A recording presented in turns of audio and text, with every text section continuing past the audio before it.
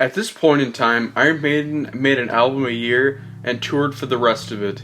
Iron Maiden quickly got the songs together and began recording in the Bahamas immediately. They dicked around most of the time, drinking and fucking around, but eventually got to recording. Surprisingly, Bruce Dickinson wrote the title track Powerslave, which sounds like a Steve Harris song with a galloping bass riff and progressive writing. But it was originally 3 songs, and Steve Harris helped Bruce combine them all together.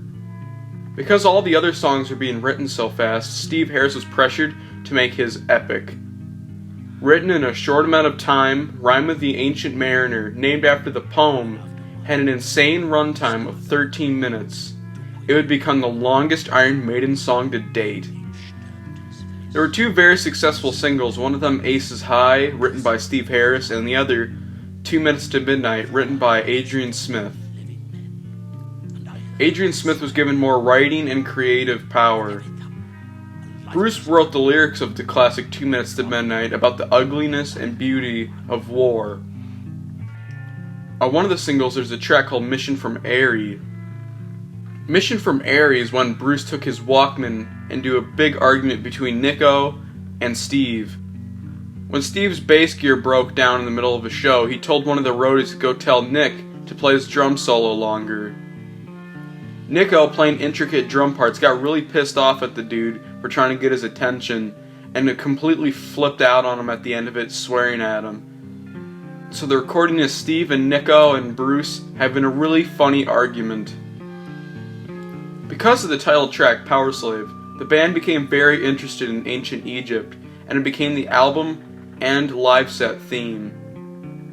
Bruce, being a fencing fanatic, wrote the song Flash the Blade, which is about a man getting revenge with a sword, and Steve also went to write a song called The Duelists about fencing. After much recording and dicking around, they finished the progressive Egyptian-themed magnum opus, and would then go on their most legendary and furious world slavery tour. With Egyptian stage props and giant mummified Eddie, this is the era of Powerslave.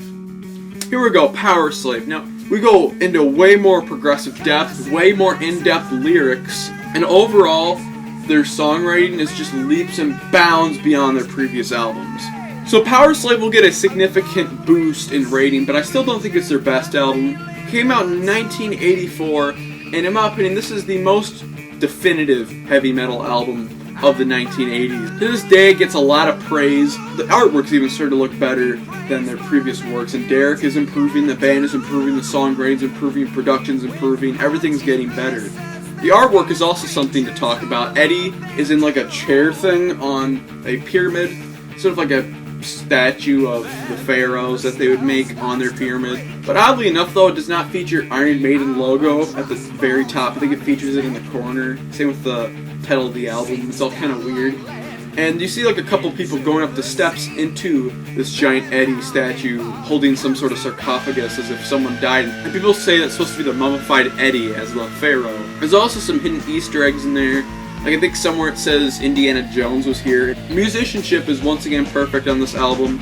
Bruce sounds a little more refined. He doesn't hit some weird, annoying notes on this album like he did on the last one. The drumming from Nico is also an improvement. Vast improvement. Fucking incredible progressive drumming. And he also just goes on to get better and better and better. Just like, for instance, Dave Murray. Better soloing. Adrian is now on the same level, in my opinion, as Dave Murray.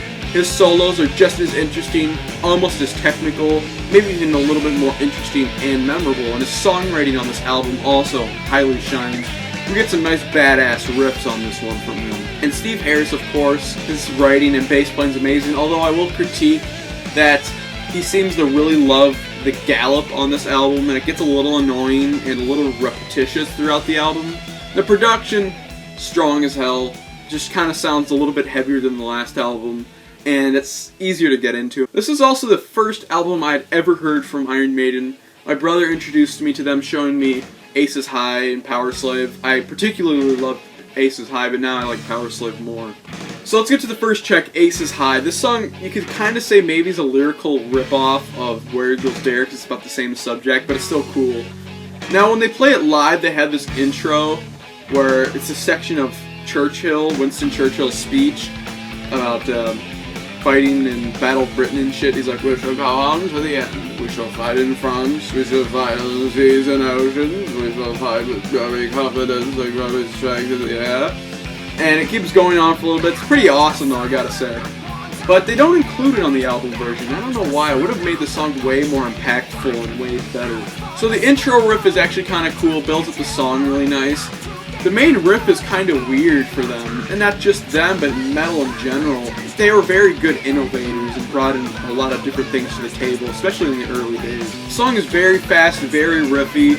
Bruce sings this one very, very fierce, and the riffs are kind of lazy though, because they go along with the vocals for the most part, or maybe the vocals go along with the riff, so it sounds just like a continuous melody.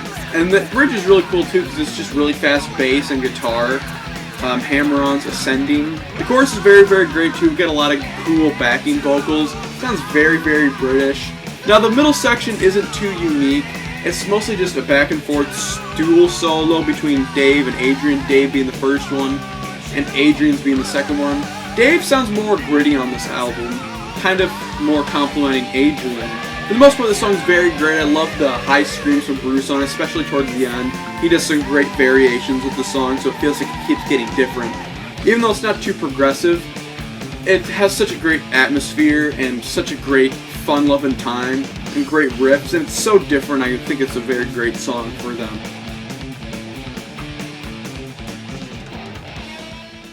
Then we get to 2 Minutes to Midnight. I like this song a lot more than Aces High, to be honest with you. These were both the singles off the album. This one is pure Adrian Smith riffage and songwriting.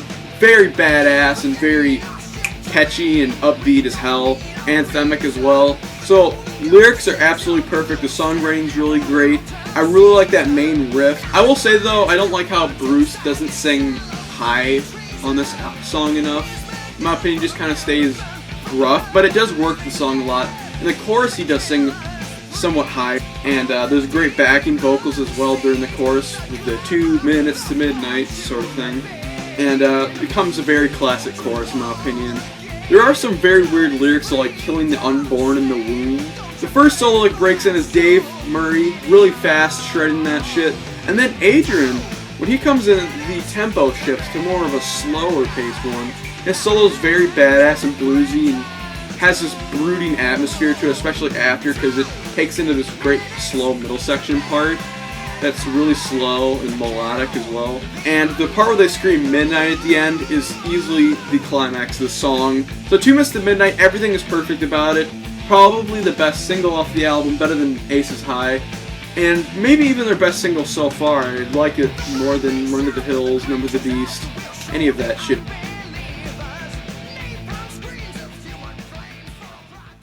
Then we get to Lost for Words, Big Or. A lot of people would argue that this album falls off a fucking cliff at this point until Powerslave. So, a lot would argue there's only really 4 good songs on the album. There is a significant problem with it though, and that is it feels like a lyricless song. That's what the song is about, because it's an instrumental. It's called Lost for Words, and Steve said he could never think of lyrics for the song.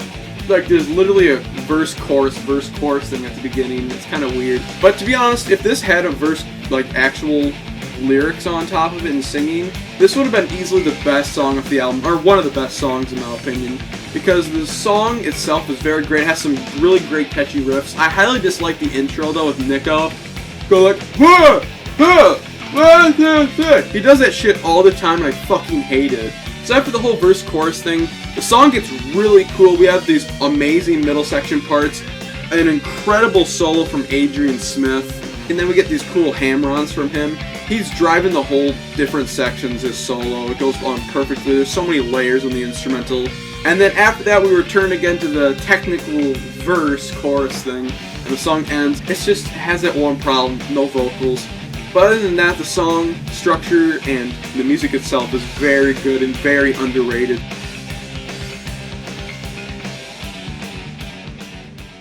Flash the Blade. It's a Bruce Dickinson solely written song. There's this part from the intro that kind of continues throughout the song. The riffs are simplistic.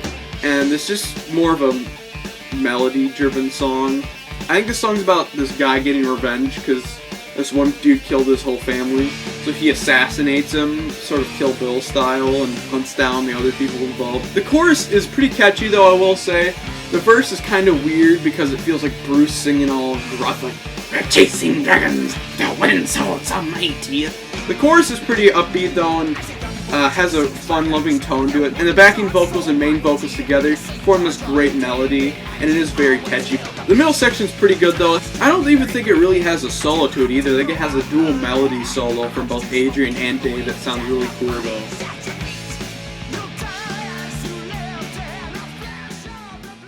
Then we get to the Duelists, in my opinion the most underrated song off the album, and one of my favorites off the album too.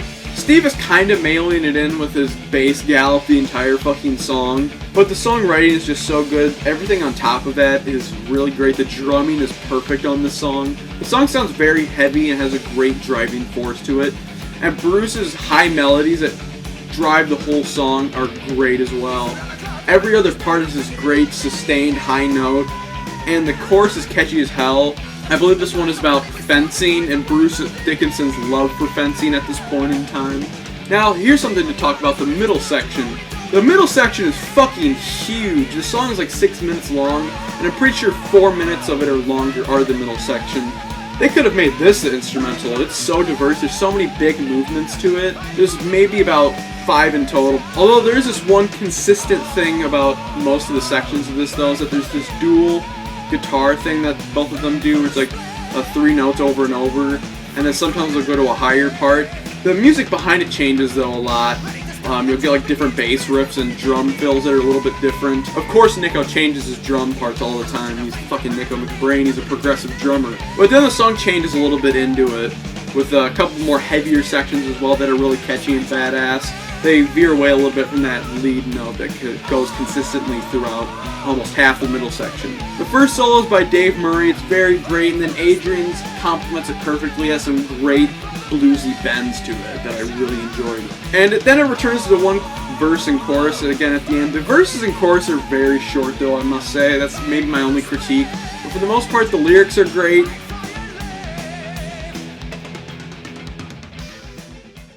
Back in the Village, here's an interesting song to talk about. Another highly underrated one. This one's lyrical themes have to do with a continuation of the prisoner's story. It has to do with the same TV show. I think he's either escaped prison and is in the village, or he's a metaphor for returning to the prison is back in the village, so I'm not absolutely sure. The song is very badass, has a lot of great fast riffs from Adrian Smith because he wrote the song. So of course you have those great fucking pounding riffs similar to the ones on Number the Beast, like 22 Acacia Avenue. One gripe I will say is I'm not a big fan of the way Bruce sings some notes, and the lyrics are a little bit weak though. It sort of reminds me of The Prisoner a lot though, but in my opinion a tiny bit better than The Prisoner, and the riffs change quite a lot in this song, especially towards the middle section. You get some great diverse riffs from Adrian. He's really showing how good he is, and that he could even stand up against Dave Murray. The first solo though is actually from Dave Murray, which is very badass. And then we get a little middle part that changes a couple things, and then we get Adrian's solo, which is one of his best off the whole album, and is truly badass as fuck. So overall, Back in the Village, an incredible song. It's about 6 minutes as well. It's very catchy, it's very progressive, so it's like the middle ground between the catchy and the progressive, in my opinion.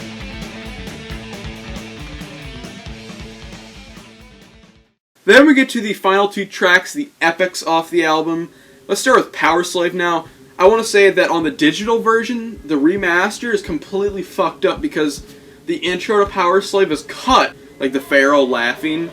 It's completely cut off from the song. The song just randomly starts with the whole gallop riff. The whole fucking thing is cut from it and put at the end of Back in the Village for no reason. You have to listen to Back in the Village to even hear the intro to Powerslave. That's just fucked up. Now, the song was written by Bruce about the Egyptian pharaohs and stuff like that, and how everyone's a slave to power and stuff like that, which is very true. And now it amazes me that Bruce wrote the entire song because it sounds so much like a Steve song. The writing is very intricate. The main riff sounds like a fucking bass gallop. The lyrics and vocals sound very great on it. Sounds very Mid-Eastern, kind of Egyptian. And Bruce does this weird thing with his voice, like a sort of like Egyptian, like yeah. The chorus and verses are perfect in my opinion. And then we get to this cool middle section where it just randomly gets melodic and quiet and just keeps building up this great brooding atmosphere. Dave's first solo is just kind of boring. It's slow and melodic, not too much going on. It follows the melodic music though, so it's okay. Then we get Adrian's solo, which is absolutely perfect. And once again, one of his best on the album. Really great heavy solo work. And then Dave comes in to complement that one, and they're equal again. They're just the best dual lead guitars. The length of the song is 7 minutes, so it's kind of like another epic, which is weird because there's a song longer than that after, because the last couple epics were about 7 minutes. So you could have said that if the last song, this album wasn't on here, this would be the epic. But let's move on to Rime of the Ancient Mariner.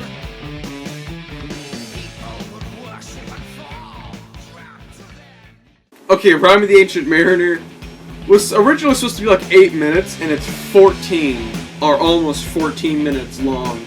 The song changes so damn much. It's about the Coolidge poem called Rime of the Ancient Mariner, which is about a bird that shits on the dude's shoulder or head or something. He kills the bird, and that gives the whole crew bad luck on his ship, and they all start dying off. The song has that amazing anthemic storytelling vibe to it. First 3 minutes of the song are probably the main part. It has a weird thing to it though, where it, first of all, it abruptly starts, just da-da-da-da-da starts. It's weird though, because it feels like it has main verse, and then another main, or like a somewhat half-assed verse, and then a main verse, like it keeps progressing. And then we get a really cool chorus, and then the song just all of a sudden gets to this great section after the first 3 minutes.